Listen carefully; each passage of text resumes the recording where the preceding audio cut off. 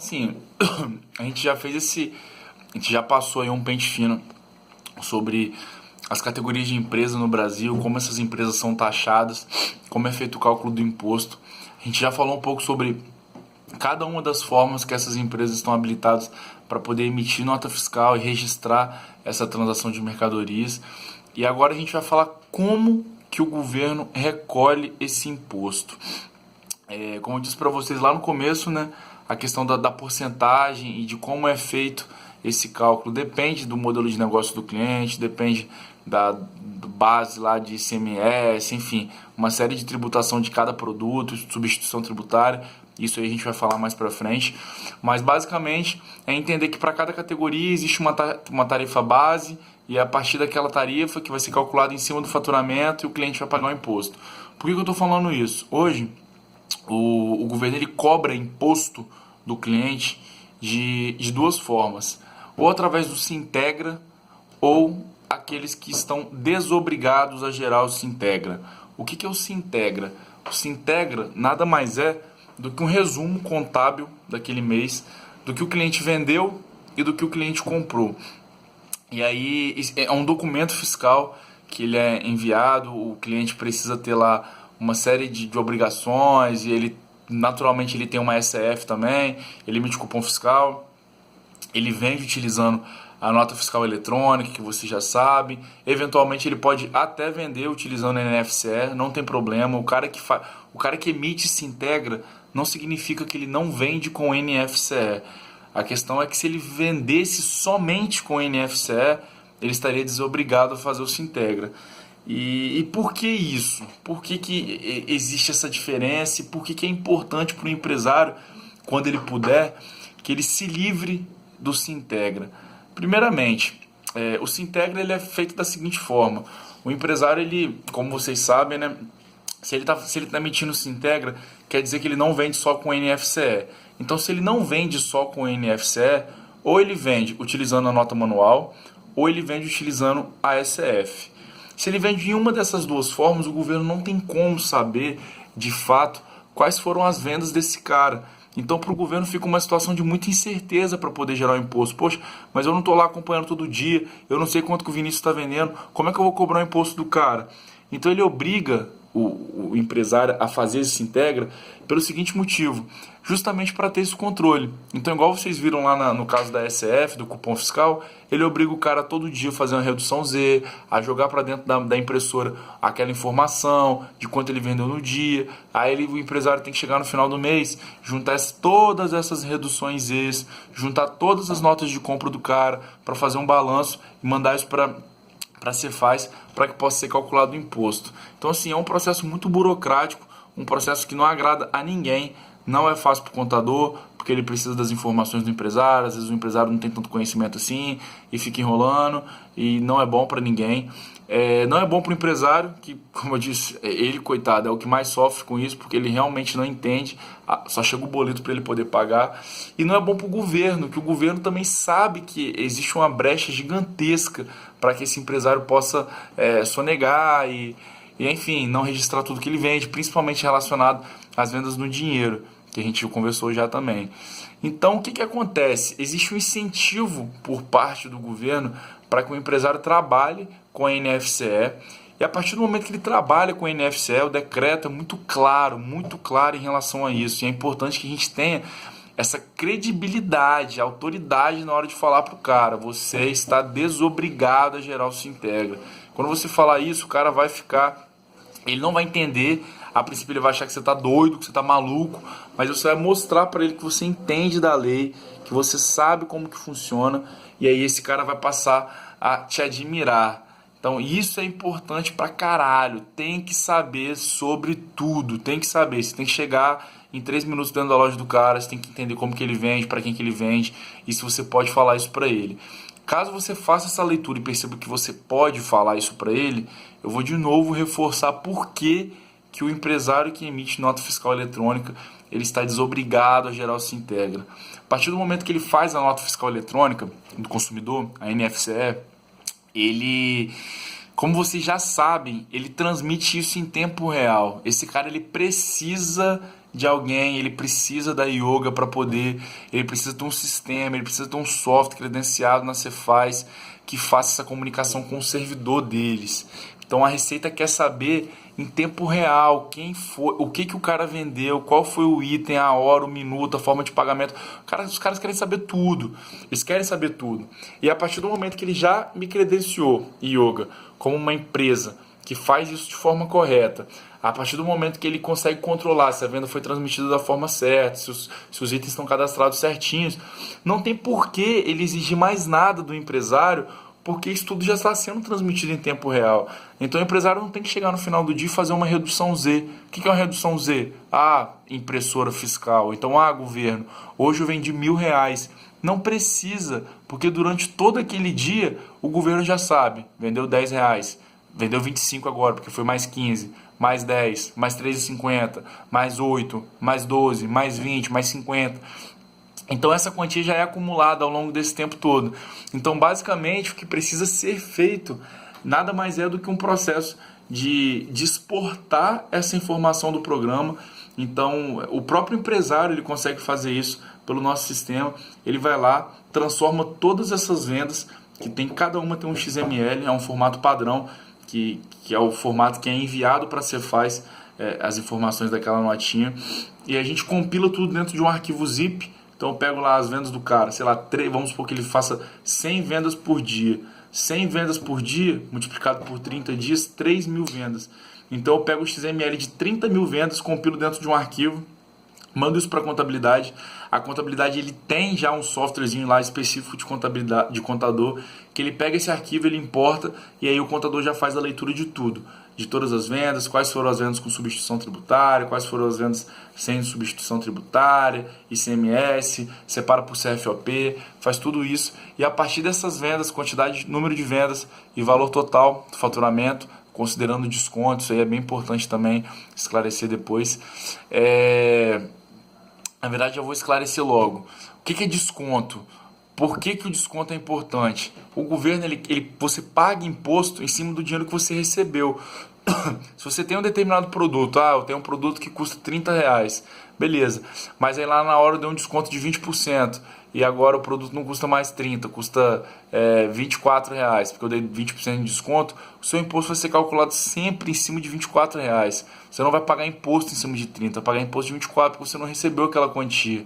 Então isso é muito importante também deixar claro para o cara, que a importância de se trabalhar esse desconto da forma correta, até para evitar qualquer tipo de transtorno em relação a, não estou pagando o imposto certo, então estou sonegando, estou fazendo alguma coisa do tipo. Mas vamos lá, voltando o que a gente estava falando antes. O contador pega esse XML, né, esse arquivo compilado que contém esses 3.000 XMLs, joga dentro do software dele e aí ele vai calcular o imposto, que normalmente para as empresas do Simples Nacional é uma taxa de aproximadamente 6%, e simplesmente gera o boleto e manda para o cara pagar até o dia 20. Por que até o dia 20? É padrão. O empresário ele tem do dia 1º, então assim, a gente está em dia 29 de julho hoje. Então o empresário ele tem do dia 1º de agosto até o dia 20 de agosto para pagar o imposto referente ao mês de julho. É um período muito extenso, é muito tempo, é muito prazo para um processo tão simples, mas mesmo assim isso agarra. Vai ter cliente que deixa para o último dia, o cara vai te ligar no dia 19 e falar: Vinícius, me ajuda, cadê? Pelo amor de Deus, como é que eu faço? Sendo que ele poderia ter feito isso em frações de segundos. Então assim, é essa experiência que a gente quer levar para o cara, mostrar para ele que é fácil, que é prático, que se for possível que ele venda somente com NFCE, que ele venda somente com NFCE, porque isso vai facilitar a vida dele, vai facilitar a vida do computador dele, e também do outro lado vai estar um governo feliz da vida por ter essa informação toda em tempo real. E aí a única parte que ficaria pendente, né, dessa história aí da NFCE e fazer ou não se integra, seria as notas de compra do cara.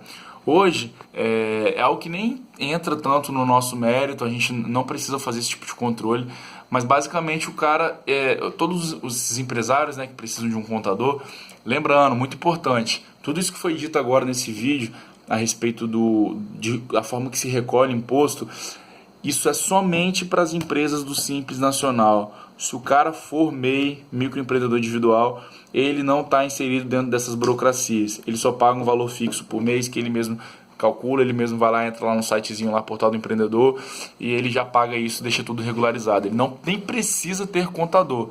Agora, se o cara é do Simples Nacional, ele precisa ter um contador para cuidar de toda essa parte, ele paga esse imposto em forma de porcentagem, é tudo bem mais burocrático mesmo.